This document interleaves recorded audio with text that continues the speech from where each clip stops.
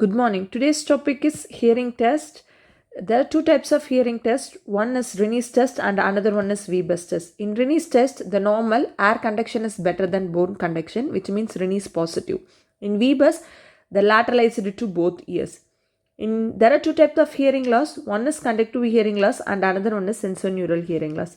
In conductive hearing loss, bone conduction is better than air conduction, which means Rennie's negative on the affected side. In sensorineural hearing loss, air conduction is better than bone conduction on the affected side, which means Rin is positive. In Weber's test, in conductive hearing loss, lateralized to the affected ear. In sensorineural hearing loss, it's lateralized to the better ear. The examples for conductive hearing loss is CSOM otosclerosis, and examples for sensorineural hearing loss is Meniere's disease, acoustic neuroma, which is nothing but eighth nerve tumor, and labyrinthitis. Thank you.